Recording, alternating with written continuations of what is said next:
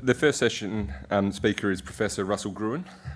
Russell is the ex-trauma surgeon, he tells me, and Dean of the College of Health and Medicine at ANU in Canberra. He has previously been the Director of the National Trauma Research Institute and was heavily involved in the Australian and India trauma system collaboration. And he will be coming up to talk to us about tranexamic acid, the biologic rationale and outcomes. And I couldn't imagine a better person to come up and talk to us about tranexamic acid.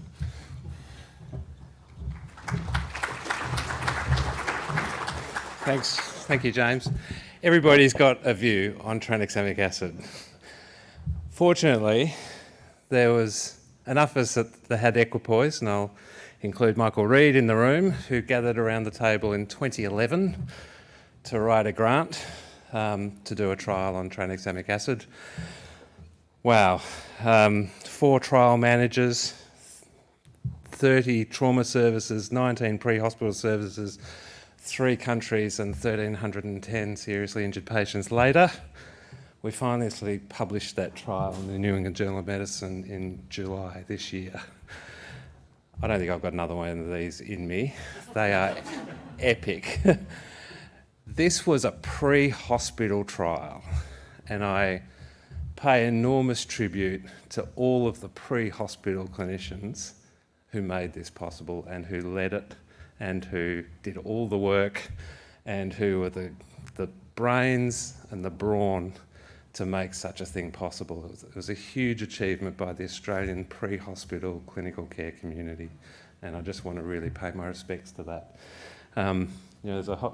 These trials are a huge team approach. This is the management team, and I particularly want to point out that one of the people who gathered around that early table, who was director of the Australian Research Council at the time and a famous local West Australian, Ian Jacobs, passed away before the first patient was enrolled in the trial in 2015, and was really sorely missed. And unfortunately, West Australia didn't then enrol any patients in the trial because Ian's energy left us too early. The PATCH trial aimed to evaluate the efficacy and safety of tranexamic acid in patients with severe trauma who were at risk of acute traumatic coagulopathy and who are being treated in advanced trauma systems. Now, let me just give you a bit of that rationale and why we took that approach. Firstly, the biology of this old drug, right? It's 70 years since it was discovered. It's a lysine analogue. It's well known that it impairs the binding of plasminogen to injured tissue and TPA, and therefore the cleavage of plasmin, a powerful protease that has amongst its effects fibrinolysis, that is clot breakdown. But it also has a bunch of other effects on neurotoxicity, on inflammation, and probably on a whole lot of other things. And if we had too much plasmin circulating in our body, we'd all just disappear into being a puddle on the floor at our feet, right? Just breaks down proteins. Tranexamic acid's effectiveness in reducing bleeding during elective surgery has been well established. On the left here is a cumulative meta-analysis of all the randomised controlled trials in elective surgery up to 2010, published in the BMJ. On the right are 2 big trials, one of which is an Australian trial, Atticus, led by Paul Miles, in coronary artery surgery, and the other in non-cardiac surgery that were published to all prove the same point about reducing bleeding in elective surgery. Of course, the first study to show convincing evidence, in fact, perhaps the first study showing a true mortality reduction in a randomised trial in trauma was the big CRASH 2 study. And you'll all know about this study. 20,000 patients enrolled, suspected of bleeding, given 1 gram of tranexamic acid on arrival, plus another gram over 8 hours, showed a benefit of reduction in 28-day mortality, a reduction in deaths due to bleeding, and no noticed increase in vascular occlusive events. And then, of course, in subsequent analyses of the time to administration, it seemed pretty clear that administration under 3 hours was beneficial, and that somehow administration later than 3 hours from the point of injury might actually be harmful. Curious finding. we were very interested in CRASH 2 and the results. And in diving deeper, and super impressed with the research network that the London School of Hygiene and Tropical Medicine had to do this trial, it was obvious also that it wasn't necessarily representative of what we were working in Victoria and the big centres in Australia at the time. In fact, almost all of CRASH 2's patients were enrolled in places that didn't have advanced trauma systems. They weren't providing the sorts of pre-hospital care, the early resuscitation in hospital, and the early angioembolisation and surgery and critical care that was the norm for us. Why was that important? Well, we'd just actually written a book on the Victorian state trauma system and showed how within a decade of the implementation of a system of care that started at the point of injury and the roadside and provided the most advanced care it could at every step of that pathway, within 10 years had halved the likelihood that any injured patient would actually die. And that was an incredible finding. And so we were actually interested in the question, well, if you reduce the preventable deaths through good care, would you still find the same benefit from tranexamic acid? And do we really know that it wasn't causing harm through, for example, increased rates of venous thromboembolism, which we spend an awful lot of time in trauma care trying to prevent? Subsequent studies that have been published have kind of borne this query out a little bit. CRASH 3 was a head-injured study using the same network. Primary outcome was not significant. Nor were two other big trials in North America, the ROC trial of TBI, Jason Sperry's STAMP trial of bleeding trauma patients. Again, primary outcome non-significant. Some subgroups and post hoc analyses were significant, but big trials still not finding the benefit that CRASH 2 had shown. And then there were a couple of trials that pointed to increased rates of venous thromboembolism, which created a bit of concern. One was HALT-IT, a GI bleeding study, not a trauma study, but the other was TAMPEDI, which showed a dose-dependent increase in rates of venous thromboembolism. But there's been enormous geographic differences in the uptake of tranexamic acid, and partly reflecting, the different geographic basis to the evidence, and also reflecting the sort of advocacy and lobbying of different people within the system. Ian Roberts is a very effective lobbyist in the UK. The NHS adopted tranexamic acid and case-based payments that, depending on administration of TXA as part of the initial resuscitation, and very quickly it became standard protocol. This map of the US shows quite a different picture from 2021, showing states in black that had TXA in their pre-hospital protocols, that didn't in pink, that explicitly didn't include it, and that didn't have protocols in the yellow. In Australia, there was a variety of views. States were kind of going one way or the other, but there was clear appetite for a trial to try and sort this out.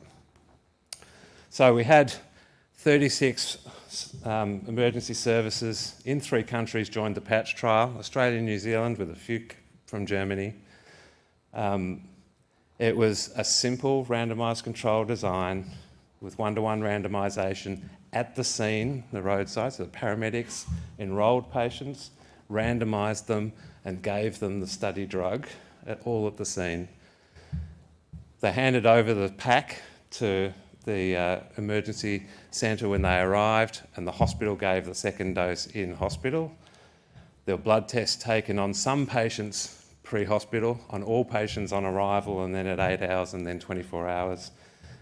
All patients who survived 5 to 7 days got a deep venous ultrasound for looking for DVTs, and the primary outcome measure, and wait for it, this was a surprise to a whole lot of people, but we chose 6-month functional outcomes rather than death at 28 days. And that's been a point of real interest for the study, and we'll talk a bit more about that in a minute. Here's the inclusion and exclusion criteria. No real surprises there. The COAST score was an important thing for us. It's a score that can be administered at the scene by a paramedic that identifies patients who are at high risk of acute traumatic coagulopathy and therefore at high risk of dying. Okay, and there's some of the validation data on the right-hand side there, and you can see what the actual parameters of it are. Here's the primary outcome. We used the Glasgow Outcome Score extended at 6 months, divided into 2 groups: survival with a favourable functional outcome versus death or an unfavourable functional outcome. Now, the GOSE extended is actually now used by many, if not most, trauma registries around the world. Even though it was designed for head-injured patients, it is shown to be valid and responsive in broad trauma patients, not just head-injured patients. It can be administered by proxy, by telephone, using trained interviewers, and it's discriminative. And it's probably as good as any other functional outcome measure. There's a lot of experience with it in the trauma registries in Australia and New Zealand.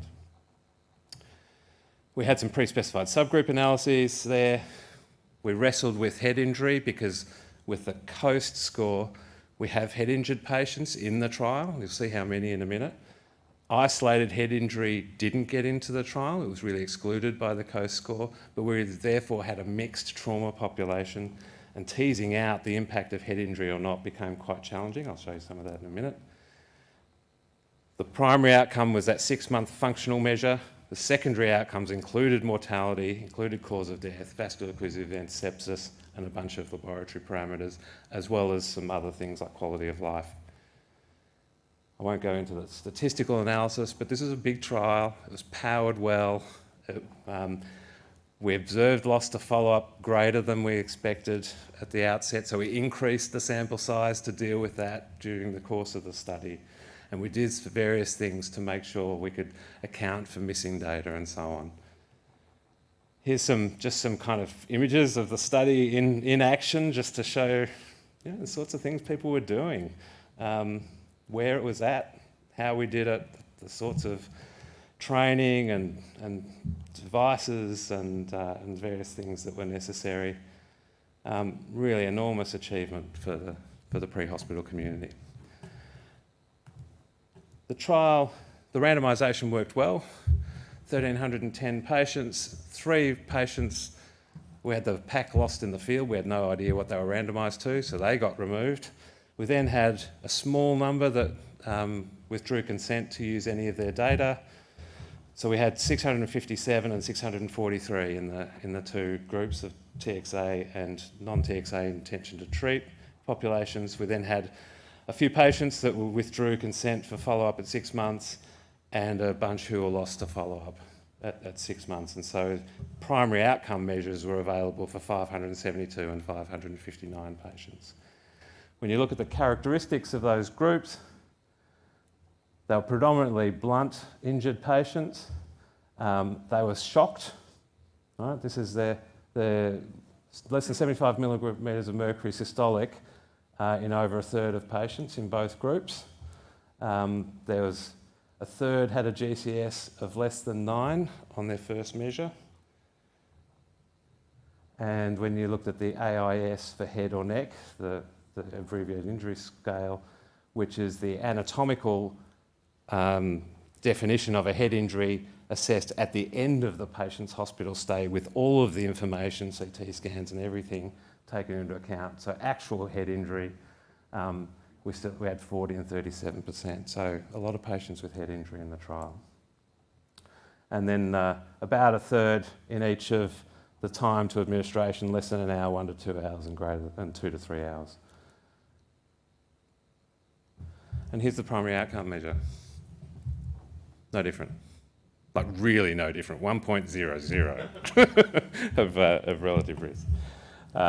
So that was interesting. But then when you broke it down to the actual individual scores on the 8-point scale, this is really the money slide, there was a difference. And what you can see is that in the tranexamic acid group, 4 patients out of every 100 survived that would have died if they'd not got tranexamic acid. And the those and the GOS 3 group, not GOS 2, but 3, lower severe disability, there were an additional 4 patients out of every 100 in the tranexamic acid group.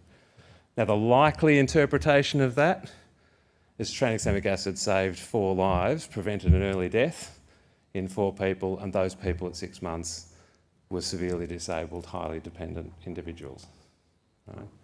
Can't be sure about that in a randomised controlled trial. You don't know that those patients are the ones that went from that group to that group, but it's kind of the logical interpretation. But the way we divided it up between upper severe disability and lower moderate disability, there was no difference. Okay? So that's been interpreted in very different ways around the world. I must say the New England Journal, the editors, in my view, took a kind of spin on this, that this was a negative trial, and that in a way it challenged the Lancet's publications of tranexamic acid being an effective intervention. Just an impression I got through the process. I can't speak for them, of course. But others disregard the long-term outcomes and say, look, see, the mortality's similar findings to other studies. So really, people could interpret what they wanted out of this. We didn't find anything in the subgroup analyses that differentiated groups that would benefit more from tranexamic acid than others. The secondary outcomes were as we described: mortality difference, 24 hours, 28 days and 6 months. Death due to bleeding being the main group that was different. And this is the mortality chart out to 6 months. And you can see obvious separation of the curves. We'll come back to this finding in a minute. Secondary outcomes. Vascular occlusive events. The important line is this one, I think. Any of them put together. Not a significant difference. These are sick patients. You'd expect to find a difference if there was going to be one. We didn't find a statistically significant difference, but almost. Right? Same for sepsis. Both where tranexamic acid was unfavourable relative to placebo, but neither was significantly different. Okay? Pragmatic trial, a lot of protocol deviations. Right? You know, done in the field, you know what it's like. Probably the most important ones here are receiving open label tranexamic acid. So that's a clinician at some point along the pathway saying, I know what's right, patient needs tranexamic acid, I don't care that they're involved in the patch trial, or maybe not knowing and giving the drug. Okay, so half of those patients would have been randomised to placebo and got drug when they weren't supposed to. And so there's actually quite a lot of those. And then there's a bunch that actually didn't get the second dose of the drug for whatever reason. And so the conclusions of the main study were that the primary outcome measure was no different in tranexamic acid versus placebo, but there were these 4 patients out of every 100 that got tranexamic acid that looked like they survived but were severely disabled and highly dependent individuals at 6 months. And there was little evidence that there was increased rates of venous thromboembolism. Now, we've done some additional exploratory analyses which haven't been published, and there's I'll just take you a couple minutes through this because there's some interesting stuff here. Firstly, we asked the question, were the missing primary outcomes impactful in any way? And we did multiple imputation 30, 40 times. We're convinced through that process that didn't make a difference to the conclusions. And that was through the imputed results, not really different to the others. Then were the protocol deviations different? We did a per protocol analysis instead of an intention to treat. Again, didn't find a difference, same sort of findings. So we don't think the protocol deviations made a difference to our conclusions. Is 6 months follow-up long enough? Some people thought, well, these are severely injured patients. Maybe they did actually get better after 6 months.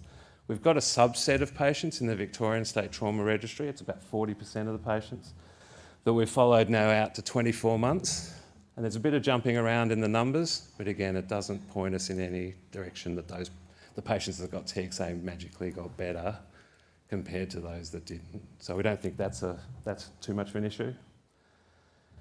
Brain injury is a real, what is the effect of brain injury in this trial? It's hard to tease this stuff out using the data we've got, but what we did do is differentiate between Glasgow Coma Score, a functional measure of conscious state and cortical function at a point in time, versus AIS head injury, which is a post hoc assessment of whether there was a brain injury or not. And when you divide those into 2x2 tables with favourable and unfavourable on the AIS here and unfavourable and favourable on the Glasgow Coma Score here, it does look like the effect of tranexamic acid is greatest in these two groups compared to these two groups, and that would point to patients without a real brain injury but whose consciousness was reduced or not, was the area of tranexamic acid. And plausibly, shock is a cause of reduced conscious state, and maybe that's an explanation there. We're slicing and dicing here, smallish numbers. This is not really what you should do. We're just trying to find some areas to explore and some identification. The last thing I want to show is this mortality chart, which instead of being 26 weeks to the right-hand side is 4 hours. So that means what we're seeing here is separation, clear separation of these curves within what I would say is 10 to 15 minutes of administration of a study drug. That's really interesting. And I don't know how to explain that. Tranexamic acid was doing something that was preventing death in patients within 10 to 15 minutes. There's a topic for conversation and another study. Help us today, give us some information on that. That's really interesting. When you look at the subgroups on the 24-hour mortality and 28-day mortality, nothing jumps out except this is a time, less than 1 hour, 1 to 2 hours, and 2 to 3 hours after injury. It really looks like the direction of effect for the patients that got it more than 2 hours after injury is the wrong direction. So from our study, 2 hours is the threshold, not 3 hours for administration of tranexamic acid. That's the same for the 28-day mortality. And so, what an interesting study. Some people say, told you so, we knew all that, this adds nothing new. Others say, wow, that's kind of interesting, the long-term outcomes are interesting. People say do an economic analysis, the tranexamic acid will probably be unfavourable because long-term disabled survivors are far more expensive than early deaths. It's raised some other issues, but more importantly, and just as importantly, it's built a capability amongst the trauma community, particularly the pre-hospital community in Australia and New Zealand, that can do far more trials and some great things. And I, again, pay tribute to them and thank you all for listening.